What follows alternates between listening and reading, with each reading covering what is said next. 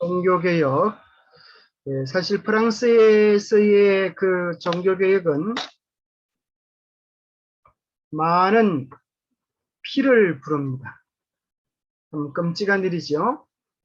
왜 피를 부르는가 하면 이 종교개혁의 바른 신앙이 오도되면서 극단적 활동들이 또 왕을 자극하고, 그래서 그 당시 프랑스 왕이었던 프란시스 1세가 신교 박멸 정책을 퍼뜨립니다. 그래서 나중에 이것이 프랑스 혁명, 간두대의 기초를 놓는 그런 역할을 하게 됩니다.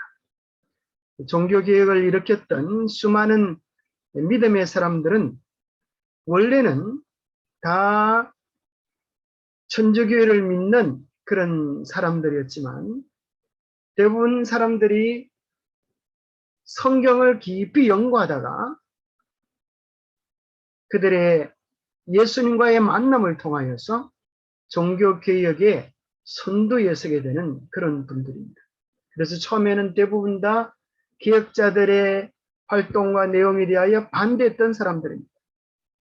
어떻게 교회를 배반하고 감히 그렇게 이야기할 수 있어? 교회가 얼마나 신실하고 훌륭한 하나님의 축복의 통로인데, 그랬던 사람들이 자기들이 직접 성경을 연구하다가 성경의 내용이 그 당시 교회의 가르침과 일치하지 않음을 깨닫고, 오히려 종교개혁자들의 가르침이 성경과 같음을 깨닫고, 오히려 마치 사울이 바울이 된 것처럼 예수님께로 돌아오는 역사가 일어나는 경험들이 거의 흡사합니다. 그래서 오늘 먼저 믿음의 사람 몇 사람을 먼저 좀 살펴보기를 원합니다. 첫 번째는 르페브르라고 하는 파리 대학의 교수이신데요. 이름을 좀 쉽게 외울 수 있는 방법은 르페브르, 말 안 들으면 너 패버린다 이 소리입니다. 그래서 종교개혁을 통하여 가지고 바른 말씀 위에 서지 않는 사람들 아주 패버리는 일에 아주 선동을 했던 그런 분이신데요. 이분은 성도전을 만들다가 성경을 연구하게 되어졌습니다. 성도전이라고 하면 위인전 같이 믿음의 사람들의 생애를 이렇게 모집하며 연구하다가 성경을 깊이 연구하게 되면서 1512년에 믿음으로 말미암는 을을 경험하고 그것을 가르치게 됩니다. 그는 또 프랑스어로 신약 성경을 번역하면서 많은 감화를 미치게 됩니다. 두 번째에 나오는 사람은 윌리엄 파렐인데 르페브르 교수의 제자입니다. 얼마나 맞았든지 파래졌다고 생각하면 됩니다. 윌리엄 파렐입니다. 파렐. 이 사람은 사실은 개혁자들에 대하여 사나운 이리 같은 사람이었습니다. 여러분 교과책에 보면 나오죠. 이리가 물어뜯는 것처럼 종교개혁자들에 대하여 아주 반대했던 사람입니다.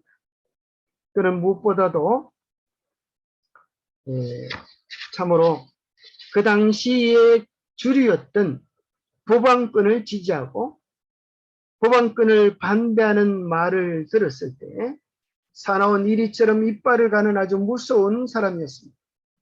그러나 그의 스승 르페브르로부터 바른 복음의 진리를 받아들였을 때 그는 예수 그리스도의 십자가를 깊이 깨닫고 참으로 어린 양처럼 변화되는 경험을 합니다. 나중에 그는 프랑스에 너무나 많은 신앙적 박해가 있을 때에 그곳을 피하여서 스위스로 가서 종교개혁의 기초를 닦는 선두주자가 되었습니다. 자, 여기 이제 르페브르의 제자인 파렐의 믿음으로 말미암는 경험, 예수를 만난 경험에 대한 그의 고백을 이렇게 들어봅니다. 그때 개혁자의 다음과 같은 말들은 그에게 하늘에서 오는 음성처럼 들렸다. 구원은 은혜로 말미암아 얻는다. 무죄한 그는 정죄를 받고 죄인은 노임을 받는다. 하늘의 문을 열어주고 논부의 문을 닫아주는 것은 오직 그리스도의 십자가뿐이다. 예, 정말 놀라운 고백이죠. 인간의 고행이나 자기 핍박, 학대로 인하여 구원을 얻는 것도 아니고 또 성례전 그런 것을 통하여 구원을 얻는 것도 아니라는 것입니다. 오직 예수 그리스도의 십자가만이 죄로 말미암아 죽을 수밖에 없는 우리에게 구원의 문을 열어주고 사망의 문을 닫아준다고 그렇게 고백했습니다. 하렐은 기쁜 마음으로 진리를 받아들였다. 바울의 회개처럼 회개함으로 그는 유전의 멍해를 버리고 하나님의 아들로서의 자유에 들어갔다. 그는 법왕에게서 온전히 마음을 돌이켜서 그 마음을 예수 그리스도에게 바침으로 부르짖는 이리와 같이 살기 등등한 마음은 사라지고 품없고 요순한 어린 양과 같이 되었다라고 말하였다. 그래서 바울 같은 경험을 합니다. 바울이 그 당시 유대인 종교 지도자로서 기독교인들에 대하여 정말 핍박과 살인까지 저지르는 그런 자로서 기독교인들을 잡으러 어디로 가다가 예수님을 만났습니까? 다메섹으로 가는 도상에 예수님을 만나서 완전히 180도 다른 인생을 살아가게 되었습니다. 그래서 그는 참으로 바울처럼 부르짖는 이리 같은 사람이었는데 예수님을 만나고 나서 유선한 양처럼 변화되어진 그런 사람이었습니다. 세 번째로 소개하는 사람은 루이더 베르캥입니다. 베르캥. 이 사람은 귀족 출신이었습니다. 그리고 학자이고 용감하고 예의 바른 기사였습니다. 그는 순교자의 길을 걸어가게 되었습니다. 그도 처음에는 루트파를 미워했습니다. 그리고 반대했고 아주 철저한 교회 중심적인 신앙을 살았지만 성경 연구를 통해서 개혁 신앙의 내용을 확신하게 되어집니다. 스스로 성경을 연구하면서 정말 성경이 말하는 것이 무엇인지를 알게 되었습니다. 그 당시 프랑스 왕이었던 왕의 은총을 사는 특별한 관계 속에 있었습니다.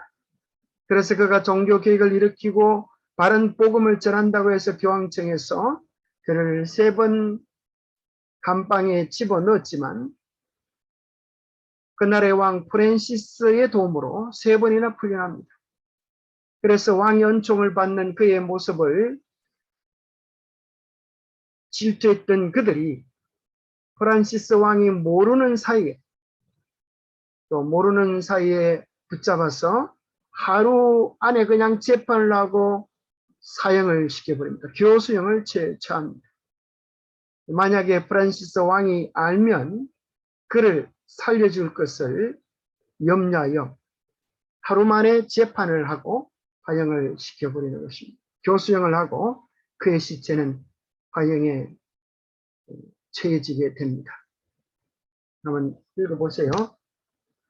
일단은 만일 프란시스 1세가 제2의 선우였었더라면 베르킹은 분명히 제2의 루터가 되었을 것이라고 말하였다. 법안교도들은 그를 루터보다 더욱 나쁜 사람이라고 부르짖었다. 그는 프랑스의 로마 교도들에게는 정말로 루터보다 더 두려운 존재가 되었다. 그들은 그를 이단자로 투옥하였다. 그러나 프란시스 왕은 그를 석방시켜 주었다. 여기 프란시스 1세가 제2의 선우였더라면 이 말이 무슨 말인가면 루터를 밀어주고 지지해 주었던 이 선우가 있었죠. 구작이 그를 도와주어서 어려울 때에 루터를 챙겨주고 또 바른 격려를 통하여 종교개혁을 지지해 주었습니다. 만약에 그 선우처럼 그 나라의 왕 프란시스 1세가 그런 역할을 했더라고 하면 이 베르캥이 제2의 루터가 되었을 것이라고 말을 했습니다. 그런데 프란시스 1세는 종교개혁의 지지자들을 도와주기도 하다가 또 박해하기도 하고 왔다 갔다 하는 그런 입장을 취합니다. 개혁자 베링탱은 재판을 받고 사형 선고를 받았다. 프란시스 왕이 그를 구원해낼 수 없도록 하고자 그 선고는 언도를 받은 그날로 집행되었다. 정오에 베링탱은 사형장으로 끌려나갔다. 사람들은 그 사건을 목격하기 위하여 인산인해를 이루었다. 정확과 의혹으로 많은 사람들은 프랑스에서 가장 용감하고 고귀한 귀족 출신의 그 희생자를 주목하였다. 자, 참 놀라운 것은 그가 복음을 더 이상 전가지 못하도록 사형장으로 끌고 가는 것입니다. 그런데 그 장소에 수많은 사람들이 인산인해를 이루면서 그 용감하고 고귀한 귀족 출신의 희생자를 주목하게 되었습니다. 정악, 의분, 조소, 강한 증오심이 그 주위에 몰려드는 사람들의 얼굴을 어둡게 하였으나 오직 한 사람의 얼굴에는 아무런 그늘도 없었다. 그 순교자의 생각은 이 소동에서 멀리 떠나 있었다. 그는 자기의 주님께서 자기와 함께 계심을 의식하였다. 그를 태운 보잘것없는 작은 수레, 박해자들의 험성궂은 얼굴, 곧 그가 당해야 할 무서운 죽음, 그 모든 것들을 그는 전혀 개의치 않았다. 예, 종교개혁을 일으켰던 많은 지도자들은 이와 같은 삶을 살았습니다. 사람들은 경악하고 조소하고 멸시했지만 마치 예수님처럼 스데반처럼 그의 얼굴에는 아무런 그늘도 없이 평탄하게 정말 죽음을 맞이하는 것입니다. 그래서 그들의 모습들은 오히려 이 세상에서 어떤 전도자보다 더 큰 가마력으로 사람들의 마음을 자리 잡게 되었습니다. 살아계신 그리스도, 돌아가셨다가 살아나셔서 영원히 살아계신 그리스도, 사망과 음부의 열쇠를 가지신 그리스도께서 그의 곁에 계셨다. 베르킹의 용모는 하늘의 빛과 화평으로 빛나고 있었다. 베르킹의 복장은 훌륭하였다. 그는 우단 외투와 조직 조끼를 입고 금빛 양말을 신고 있었다. 그는 이제 만왕의 왕과 온 우주가 지켜보는 가운데서 그의 믿음에 대하여 증거할 것이었다. 그의 얼굴에 어떤 슬픈 흔적도 그의 기쁨을 어그러지게 하지 못했다. 행렬이 군중으로 돌보이는 거리를 천천히 지나갈 때 사람들은 그의 풍채와 태도와 티끌만큼도 흐린 점이 없는 화평과 승리의 기쁨을 보고 놀랐다. 이 사람은 성전 안에 앉아서 거룩한 사물을 조용히 명상하는 사람과 같다고 그들은 말하였다. 예, 그가 죽기 전에 마지막 유언처럼 기별을 외치려고 할 때에 거기 화형을 시키는 그 사형을 처하는 사람들은 그에게 말할 기회를 주지 않고 참으로 마지막 기별까지 외치지 못하도록 했습니다. 그래서 1529년에 개화된 파리에서 학문과 신학의 최고 권위자들이 사형을 당하는 사람들에게 최후의 말을 하지 못하도록 금지시키는 아주 가장 악한 모본을 남겼습니다. 그럼에도 불구하고 그들의 마지막 장면은 수많은 사람들에게 잊혀지지 않는 하늘의 가마가 되었습니다. 예수님께서 십자가를 앞에 두시고 제자들에게 내가 너희에게 평안을 주노라. 내가 주는 평안은 세상이 알지도 줄 수도 없는 평안이라고 했던 그 평안의 선물을 이 사람들이 받았네요. 네, 요한복음 14장 27절에 나오는 그 평안의 선물을 그들의 마음에 받은 것입니다. 그 다음에 이제 우리는 칼뱅에 대하여 배우게 됩니다. 네 번째 믿음의 인물 존 칼빈 이렇게 말을 하기도 하고 또 요즘은 장 칼뱅 이렇게 말을 하기도 합니다. 장씨 하죠. 우리나라 장씨하고 비슷하죠. 네, 그런 프랑스의 종교개혁의 지도자이고 말씀으로 돌아가자고 외쳤습니다. 그 유명한 기독교 개혁 강요가 있죠.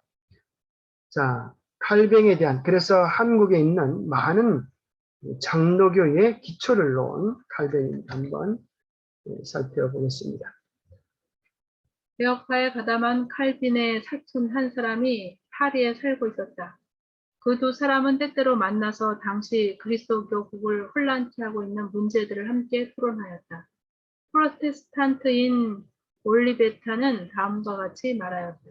예, 칼빈의 사촌이었던 올리베탄, 그가 이제 종교 개혁을 지지하는 발언을 얘기해 주는데요. 그 당시까지만 해도 칼빈은 아주 철저한 교황 신봉자였습니다.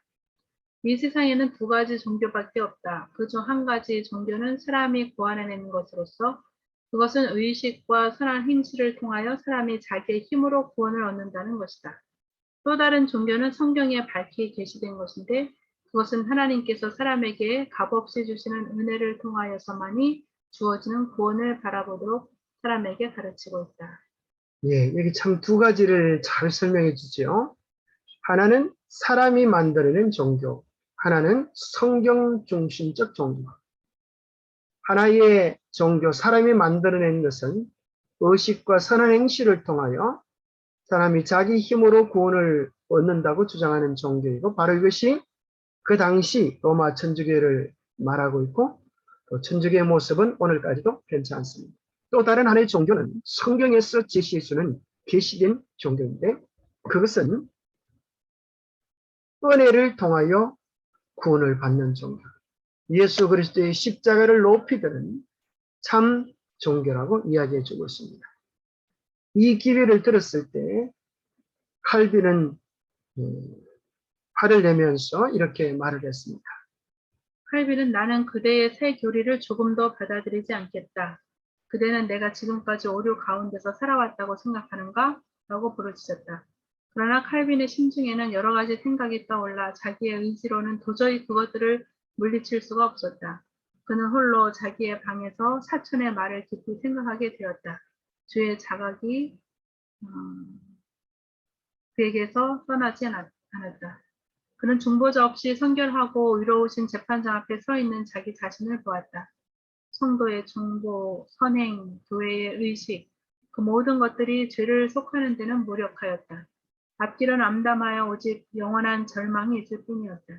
교회의 학자들은 그의 근심을 해결해 주고자 노력하였으나 허사였다. 그의 성사와 고행도 신뢰할 만한 것이 못 되었다. 그것들은 심령을 하나님과 화목시켜 줄 수 없었다. 예, 그리스도를 의지하지 않고 하나님 앞에 설 수 없다는 사실을 아주 처절하게 느끼게 된 것입니다. 여기 성도의 중보라는 말은 그죠? 그 당시 신부들이 죄인을 위하여 중보해 준다고 하는 것. 그것이 무슨 하늘 심판에서 무슨 권한과 힘이 있겠습니까? 그들의 손에는 보혈이 없는 것입니다. 예수 그리스도의 속죄의 은혜만이 우리를 하나님 앞에 설 수 있도록 만들어 주는 것입니다. 화영장에 나가는 사람들에게도 평안이 있었는데 이 켈빈은 평안이 없네요. 뭐라 나는 공부한 사람으로다. 이 사망의 몸에서 누가 나를 건져내냐고 탄식하고 예, 그의 이런 개인적 경험에서 고민하고 있다가 그는 사형장에서 죽어가는 여기 나오는 거죠. 4번에 보면은 이렇게 나와 있지. 한번 여기 보실래요? 칼빈은 어느 날 우연히 큰 광장에 나가서 소위 이단자를 화형시키고 있는 광경을 보았다. 그는 순교자의 얼굴에 화평의 빛이 빛나고 있는 것을 보고 이상한 충격을 받았다. 자, 그는 그렇게 고행과 성결을 위한 노력을 하고 있음에도 불구하고 마음에 없는 평안을 오히려 죽어가는 이단자의 얼굴 속에서 발견하게 되었습니다. 바로 그것이 무엇인가 하면 예수 그리스도의 복음으로 인한 평화였습니다. 그래서 그는 성경을 깊이 보면서 드디어 그리스도를 발견하게 되었습니다. 그는 성경에서 그리스도를 발견하였다. 그리고 그는 부르짖었다.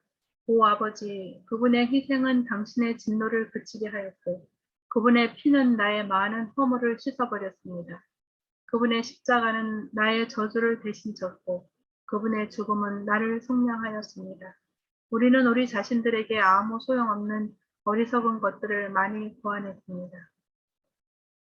예, 그는 드디어 그리스도를 만나고 나서 오직 그리스도만이 우리의 구원의 유일한 근거라고 하는 사실을 깨닫고 인간적인 모든 노력과 수고가 헛됨을 발견하게 되었습니다. 그러나 당신은 당신의 말씀을 횃불처럼 내 앞에 두셨습니다.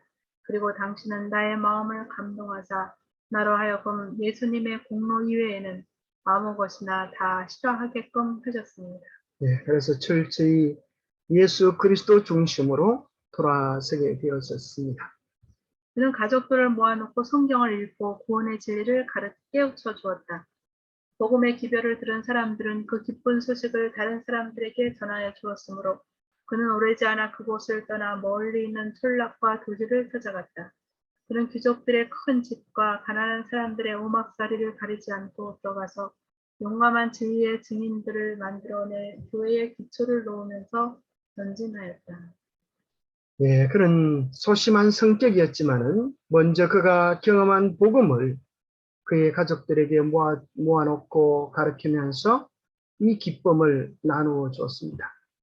우리도 가장 기쁘고 즐거운 일이 있다고 하면 그것을 제일 먼저 누구에게 나누어 주고 싶습니다.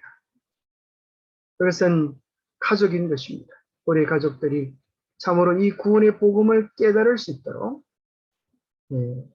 우리가 먼저 복음을 경험하고 그 감격 속에 사는 것이 중요하리라 생각합니다. 자, 그 당시 공포 시대, 이 프랑스의 공포 시대가 어떻게 엄습해 왔는지를 좀 살펴보겠습니다. 프랑스의 종교 개혁자들은 자기들의 나라가 독일이나 스위스와 고수를 맞추어 나가는 것을 보고자 열망한 나머지 온 국민을 각성시키기 위하여 로마교의 미신을 공격하여야겠다고 결심하였다. 그래서 미사를 공격하는 경문을 하룻밤 사이에 전국에 붙였다. 네, 프랑스 종교개혁자들이 보니까 독일에서 일어나는 것들, 스위스에서 일어나는 종교개혁들의 모습을 보면서 부러웠습니다. 그래서 우리 프랑스도 이런 개혁을 일으켰으면 좋겠다. 어리석은 미사, 우상 숭배 같은 미신적인 그런 미사를 공격하는 경문을 하룻밤 사이에 전국에 붙였습니다. 여기 보면 이제 교황이 들고 있는 성만찬할 때 쓰는 도구인데 뭘 보게 되는 태양신 모습을, 태양상을 거기서 발견하는 것입니다. 우리는 천주교의 많은 의식들이 이교의 거짓 가르침과 서로 결합되어 있음을 발견하게 됩니다. 자, 그 가운데 또 이런 일들이 있게 되어졌습니다. 그들의 극단적 이런 일들이요. 그러나 분별 없이 열성만으로 행한 그 일은 개혁 사업을 전진시키기는커녕 오히려 그 선동자들뿐만 아니라 프랑스 전역의 개혁 신앙의 동지들에게까지 파멸을 초래하고 말았다. 그 일은 로마 교도들이 오랫동안 소원하던 것, 곧 이단자들을 국가의 안녕과 왕위의 확립을 위태롭게 하는 선동자들로 몰아 그들의 완전한 박멸을 요구할 수 있는 구실을 만들어주게 되었다. 예, 그 당시 많은 사람들이 소중하게 여기고 있는 그 성례전 중에 하나인 미사를 갖다가 미신화하는 것에 대하여 그 말 성경의 분명한 진리를 깨닫지 못했던 사람들은 오히려 분노하게 되어진 일이 발생했습니다. 더군다나 그 당시 왕의 거실에게까지 이 경문이 붙여지게 되었는데요. 누구의 소행인지는 몰라도 꼭 분별 없는 동지가 한 일인지 교활한 원수가 한 일인지 전혀 분명치 않았으나 한 장의 경문이 왕의 거실의 출입문에 붙어 있었다. 왕은 공포에 사로잡혔다. 그 한 장의 종이 가운데서 단연간 존경을 받아오던 미신을 무참하게 공격하는 내용이 담겨 있었다. 그처럼 기탄 없는 놀라운 문구가 왕의 눈앞에 나타난 것은 그의 경로를 일으키기에 충분하였다. 예, 그래서 여기 프란시스 1세가 결론적으로 돌아서게 된 원인이 경험 때문이라고. 예. 그래가지고 이제 신교 박멸 정책으로 그렇게 돌아서게 됩니다. 그러면서 그런 많은 사람들이 보는 앞에서 참으로 이런 내용들을 펼치게 됩니다. 한번 보겠습니다. 너무도 놀란 왕은 얼마 동안 말없이 떨고 있었다. 이윽고 그는 분노에 사로잡힌 채 무서운 말을 터뜨렸다. 루터 당이라고 의심되는 자는 차별 없이 체포하라.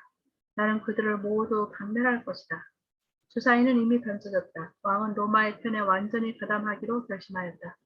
파리시에서도 루터파를 모두 체포하는 조치가 즉시 취해졌다. 그 희생자들은 잔인한 고문 끝에 죽임을 당하였는데 화형을 지팡할 때 그들의 고통을 더욱 연장시키기 위하여 그 화력을 약하게 하라는 특별한 지시가 주어졌다. 그러나 그들은 마치 승리자들처럼 죽었다. 예, 여기 보면은 프란시스 왕이 수많은 그 당시 개혁자들을 화형을 시키는 모습으로 발전하게 되는데, 그런 이제 이 미사를 중요시하는 이런 행사들을 하면서 많은 사람들이 있는 곳에서 일장 연설했습니다. 그 연설의 내용을 잠시 여러분들이 살펴보면 정말 거짓된 가르침을 위하여 이렇게 맹종할 수 있구나 하는 사실을 보면서 깜짝 놀라게 됩니다. 우리가 정말 믿는 것에 대한 점검, 정말 성경이 가르치는 것입니다. 아니면 이것이 그냥 사람들의 전통에 따라 온 것인가에 대한 여러분 개인적인 철저한 확신이 얼마나 필요한지를 깨닫게 하는 내용인데요. 참으로 아주 강력한 내용이어서 한번 읽어드리겠습니다. 그는 참으로 개신교들을 멸망시키고 박멸시키는데 신하들의 충성을 요구하는 연설을 했는데 그 가운데 이렇게 말했습니다. 여러분, 내가 여러분들의 임금됨이 사실인 것처럼 만일 나의 사지 중에 하나가 이 더럽고 추악한 이단설에 더러워졌거나 썩었다는 것을 알았을 것 같으면 나는 그것을 찍어버리도록 여러분들에게 내어 맡기겠습니다. 뿐만 아니라 나의 자녀 중에 하나가 그와 같은 병에 감염된 것을 발견한다면 나는 그를 결단코 아끼지 아니하겠습니다. 나는 그를 직접 잡아서 하나님께 희생제물로 드리겠습니다. 참으로 얼마나 무서운 말입니까? 그렇죠? 개신교의 개혁운동의 가르침을 악한 추악한 이단설로 그렇게 생각하고 만약에 내 손과 발이 그 가르침에 더럽혀졌다면 찍어도 돼. 내 자녀가 그 가르침에 오염되었다고 하면 자기는 그 자녀를 희생하겠다고 그렇게 말을 하는 것입니다. 그러면서 울면서 눈물이 왕의 말문을 막았습니다. 그래서 온 회중은 감격하여 울면서 우리는 가톨릭을 위하여 살고 가톨릭을 위하여 죽겠습니다. 그렇게 외치게 됩니다. 그것이 참으로 많은 사람들을 죽음에 이르게 하는 진노와 정오를 일으키는 그런 불씨가 되었습니다. 그래서 수많은 사람들을 하나님을 믿는다고 하는 그런 이름하여서 하나님을 바르게 믿는다고 하는 거짓된 착각 속에서 수많은 사람들을 화형장으로 내모는 일을 그렇게 하게 된 것입니다. 바른 분별력이 없이 편견과 충동에 사로잡힐 때 참으로 이런 일을 하는 모습을 발견하게 됩니다. 단두대는 파리의 모든 거리에 세워지고 화형은 날마다 계속 집행되었는데 이렇게 사형의 집행을 백성들에게 보여줌으로 이단에 대한 공포심을 갖게 하는 것이 그 목적이었다. 그러나 마침내 복음이 최후의 승리를 얻었다. 파리의 모든 시민들은 이 새로운 주의가 어떠한 종류의 사람을 만들어낼 수 있는지를 볼 수 있었다. 순교자를 화형시키기 위하여 쌓아 올린 장작더미처럼 좋은 설교단은 다시 없었다. 자, 프란시스는 개신교가 얼마나 잘못되어 있고 또 그들의 공포심을 조장하기 위하여 단두대와 화형장을 동원했습니다. 그런데 놀라운 것은 오히려 끔찍한 모습으로 보여져야 했던 그들의 마지막 시간들이 여기 뭐라고 표현하는가 하면 순교자를 화형시키기 위해 쌓아 올린 장작더미처럼 좋은 설교단은 다시 없었다. 저는 이 구절을 보면서 그분들이 돌아가시기 전에 순교 당하기 전에 설교를 열심히 했는가, 목숨을 바쳐서 마지막 기도를 외쳤는가 그렇게 생각했는데 내용을 읽어보니까 그것이 아니었습니다. 도대체 무엇이 그들에게 이 세상의 가장 강력한 웅변이 되었을까요? 한번 보겠습니다. 사형 집행장으로 끌려갈 때 그 사람들의 얼굴에 나타난 조용한 기쁨, 심한 불길 속에서 있는 그들의 영웅적 태도, 모욕에 대한 그들의 온유하고 관대한 용서 등은 많은 사람들의 분노를 동정으로, 증오를 사랑으로 바꾸어 주었고 저항할 수 없는 웅변으로 복음을 옹호하는 방편이 되었다. 네, 이것이 바로 가장 위대한 설교의 모습입니다. 한쪽 편에서는 이리처럼 이빨을 드러내고 무릎 뜯고 죽이는데 정오하는데 그들의 얼굴에서는 조용한 기쁨 또 그들에 대한 온유하고 관대한 용서 정오를 사랑으로 바꾸는 큰 가마력을 그들의 모습이 가지고 있었습니다. 참 이런 것을 보면서 우리가 전도지 한 장 전해주다가 무시를 당할 때 우리는 자신도 모르는 사이에 아주 성질이 나지 않습니까? 내가 예수님을 믿는다고 하면서 전도한다고 하면서 이 작은 모욕들도 참지 못하고 우리는 그런 것들을 참 지속하지 못할 때가 많이 있는데 여러분들은 자기를 죽이고 멸시하고 천대하는 사람 앞에서 오히려 사랑으로 용서로 관대함으로 대할 때 그것을 바라보는 사람들에게 참으로 복음을 옹호하는 가장 위대한 설교가 되었다고 하는 사실을 생각해 보면서 오늘 이 시대에 우리가 해야 될 일이 복음으로 인하여 우리의 품성을 준비시킨다고 하는 것이 이런 의미들이 아닐까 생각해 봅니다. 오늘 이 평화로운 때에 우리의 마음을 참으로 말씀으로 꺾어서 자를 굴복시키며 하나님의 온유한 품성을 드러낼 도구들로 우리를 준비시켜야 되겠습니다. 여기 6번은 종교개혁이 무슨 일을 하는가, 종교개혁의 핵심이 무엇인가를 이렇게 설명해 주고 있습니다. 종교개혁은 세상 사람들에게 성경을 펴서 보여주고 하나님의 율법을 공개하고 그 요구를 사람들의 양심에 호소하였다. 종교개혁이란 어떤 교파의 교리를 알리거나 주장하는 그런 것이 아닙니다. 남의 잘못을 꼬집는 것도 아닙니다. 뭐라고 표현하는가 하면 두 가지로 딱 설명하고 있는데 사람들에게 성경을 펴서 보여주는 일이다. 감추어진 하나님의 율법을 공개하는 일이다. 그래서 사람들의 양심에 호소하는 일이다. 이것이 우리가 해야 될 일들인 것입니다. 개혁자들의 정신, 계획의 완성은 우리의 교리의 주장이 아니라 성경을 펼쳐서 성경 속에 있는 밝은 빛들을 드러내고 오늘날 세상에 무시하고 있는 하나님의 바른 계명을 알려주는 것입니다. 그러면서 그들의 양심에 호소할 때에 마지막 때 우리가 외쳤던 그 기별을 듣고 성령의 권능을 통하여서 많은 사람들이 진리로 돌아오고 준비되어진 역사가 일어나게 될 것입니다. 사람이 회개하여 하나님께로 돌아오는 것은 개인적인 일이며 단체적으로 되는 일은 아니다.